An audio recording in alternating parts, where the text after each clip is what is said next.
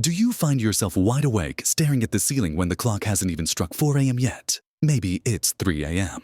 or even earlier, and your mind is racing. Or maybe you just feel restless and can't get back to sleep. It's a frustrating experience, isn't it?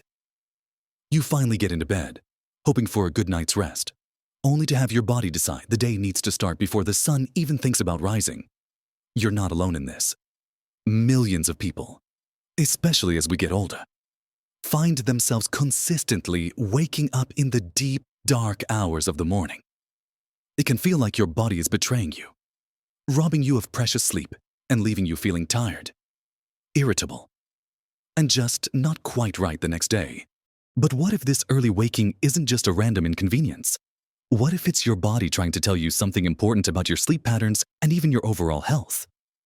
There's a surprising truth behind why this happens so often in later life, and understanding it can unlock the door to more restful nights and brighter, more energetic days. In this video, we're going to gently explore why you might be waking up so early and uncover some simple, practical ways you can encourage your body to sleep later and deeper. We'll look at what's really going on and what you can do about it, without needing complicated fixes or drastic changes. Watch to the end for something that might truly surprise you about the power of understanding your sleep patterns. Let's start by looking at some of the most common reasons why your body might be hitting the wake up button way too early. One of the things that often changes as we get a little older is how our bladder behaves overnight. It's incredibly common to need to get up and use the bathroom more frequently. Think about it. You're sleeping soundly, and suddenly, there's that urge, that gentle nudge from your bladder that says, it's time to go. Once you're up, out of bed, navigating the dark, and then coming back to try and settle down again. It can be incredibly difficult to fall back into that deep, restful sleep state you were just in. This isn't just about having a weak bladder. There are physiological changes happening. Your kidneys might be producing more urine overnight than they used to, or your bladder capacity might have slightly decreased. Certain medications, especially diuretics, can also play a big role here, increasing the amount of fluid your body processes. Even things you drink in the evening can be culprits, though we'll talk more about those later. The key here is that the interruption itself breaks your sleep cycle.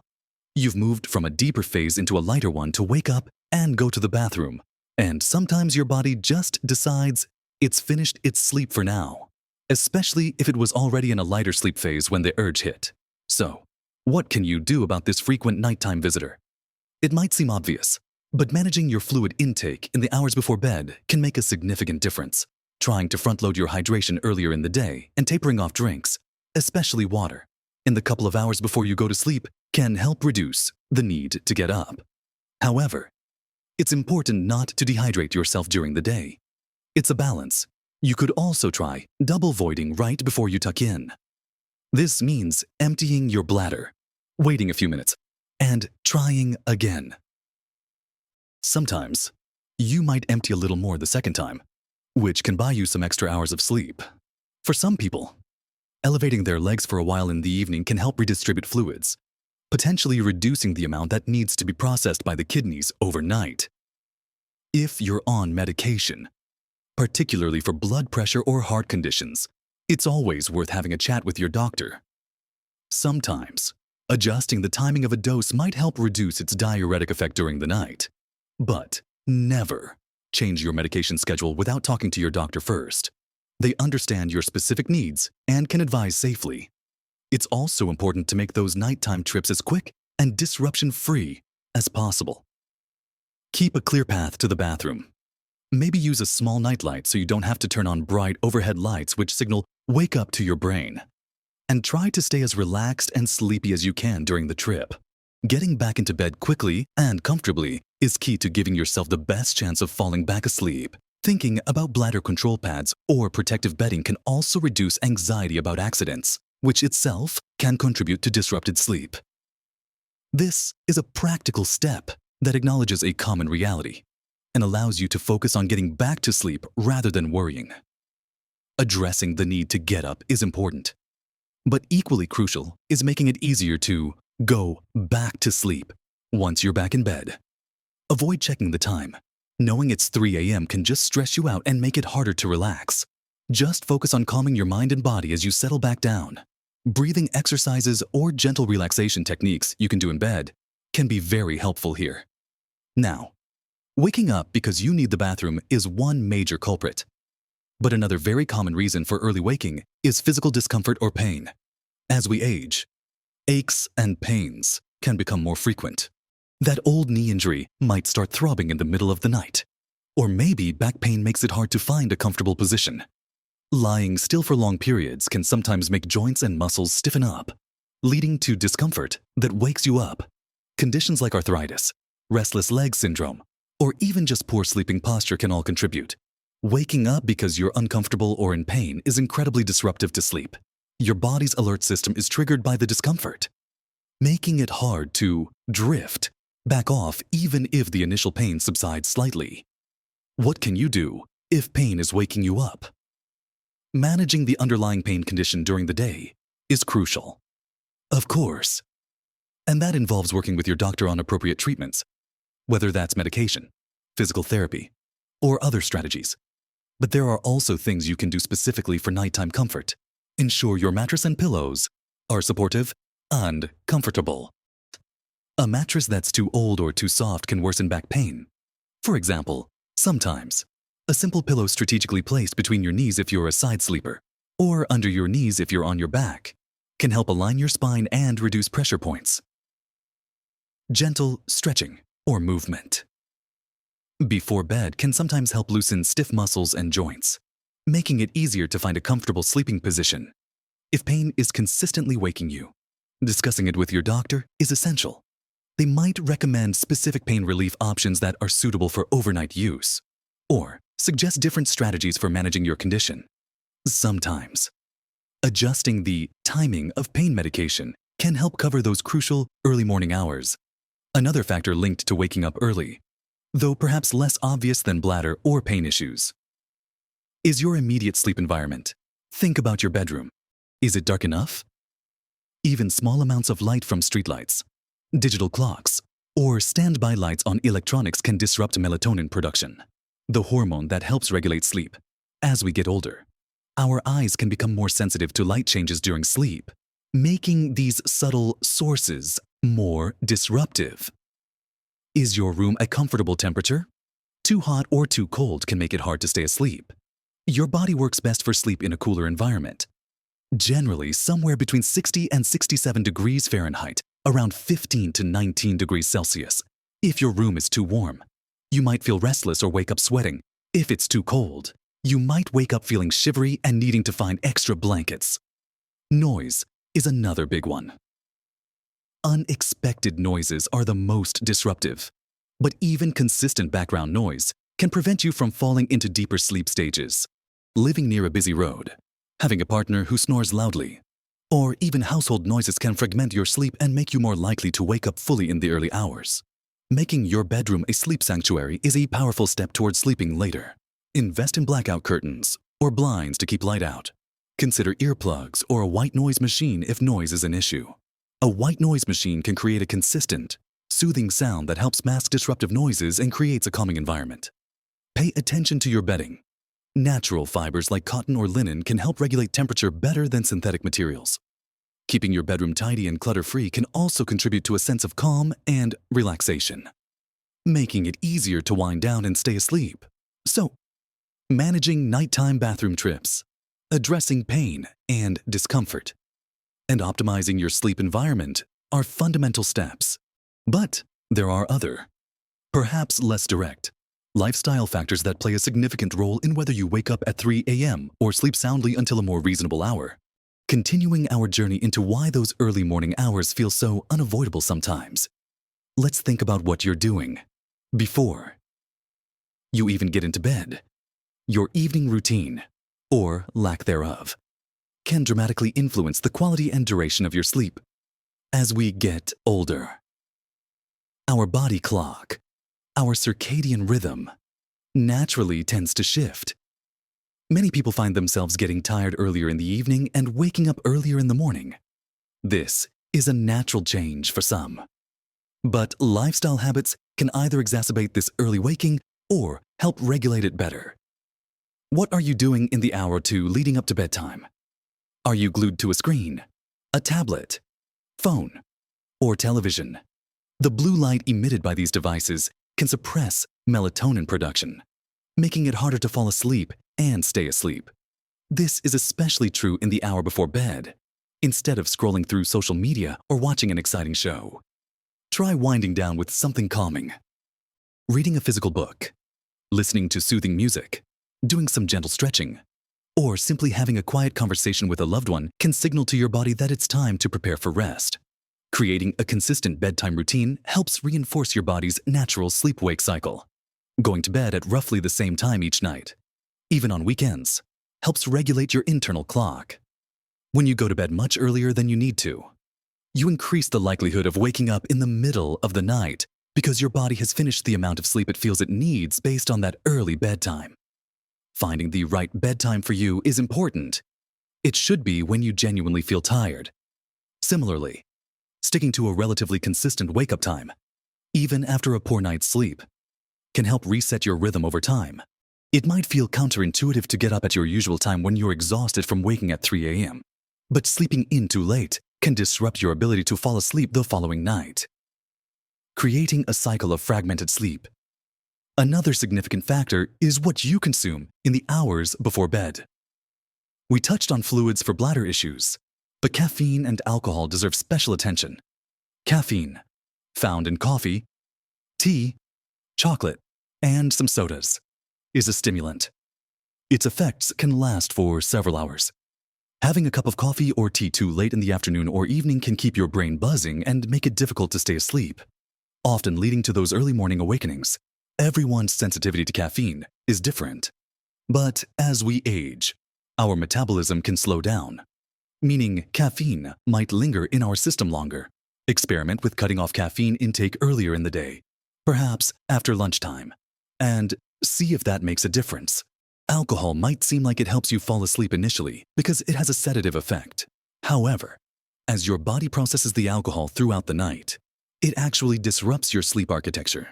It prevents you from getting into those crucial deeper stages of sleep and often leads to fragmented sleep and early morning awakenings as the sedative effect wears off and your body goes through a rebound effect. Reducing or eliminating alcohol, especially in the evening, can dramatically improve sleep quality and help you sleep later. What about eating before bed? A heavy meal too close to bedtime can cause indigestion or discomfort that disrupts sleep. Lying down after eating can contribute to heartburn or acid reflux, particularly problematic if you suffer from those conditions. It's generally recommended to finish eating your main meal at least 2-3 hours before you plan to go to sleep. If you need a small snack, choose something light and easy to digest, like a small piece of fruit or a few nuts, rather than rich, fatty, or spicy foods. Beyond evening habits, how active you are during the day also impacts your sleep. Regular physical activity can significantly improve sleep quality and help you sleep more deeply and for longer durations. When you're physically active, your body builds up a greater need for rest. This sleep pressure helps you fall asleep faster and sleep more soundly. However, the timing of exercise matters. Exercising intensely too close to bedtime can have the opposite effect, energizing you and making it harder to wind down. Aim to finish any vigorous exercise at least 2 to 3 hours before bed. Gentler activities like a leisurely walk earlier in the evening might even be helpful as part of your wind-down routine. Finding a type of exercise you enjoy and can stick with consistently is key. It doesn't have to be strenuous. Even moderate daily activity like walking, gardening, or swimming can make a real difference to your sleep. Lastly, while we're focusing on what you can control, it's important to acknowledge that sometimes early waking can be a symptom of an underlying health condition. We mentioned restless leg syndrome earlier, which causes an irresistible urge to move the legs, often accompanied by uncomfortable sensations, typically worse in the evening and at night. This can make it very hard to fall asleep and stay asleep. Sleep apnea is another condition where breathing repeatedly stops and starts during sleep. While snoring is a common symptom, Disrupted sleep and feeling unrefreshed even after a full night in bed are key indicators. Depression and anxiety can also significantly impact sleep patterns, often leading to early morning awakenings where the mind starts racing with worries.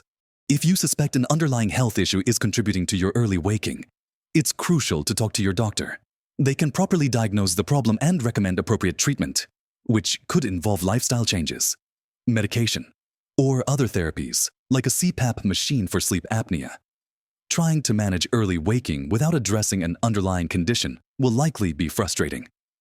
So, looking at your pre-bed routine, what you eat and drink in the evening, your daily activity levels, and considering potential health conditions are all vital pieces of the puzzle when trying to understand and resolve those unwelcome early morning wake-ups.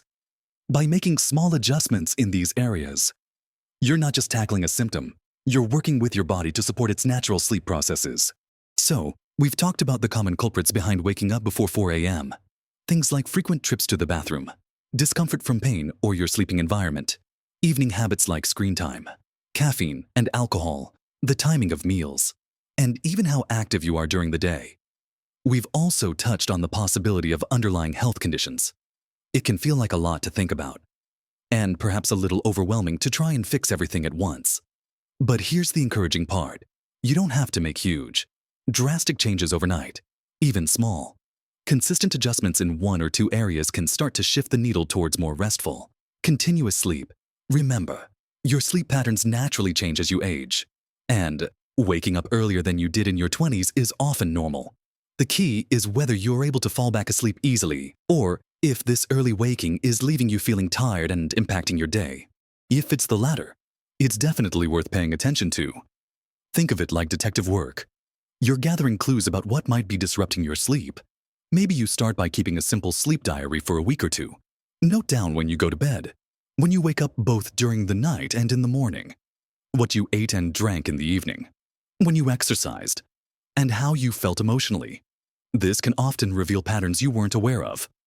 For example, you might notice that the nights you have a glass of wine with dinner are often the nights you wake up at 3 a.m. feeling restless, or that when you skip your afternoon walk, you have a harder time staying asleep.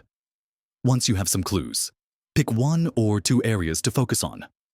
First, maybe you decide to try cutting off caffeine at 2 p.m. instead of 4 p.m. Or you commit to putting your phone away an hour before bed and reading instead. Give these changes time to work. It might take a week or two to see a difference. Don't get discouraged if it doesn't fix everything immediately. This is a process of learning what works best for your body. Let's revisit that surprising truth I mentioned at the beginning.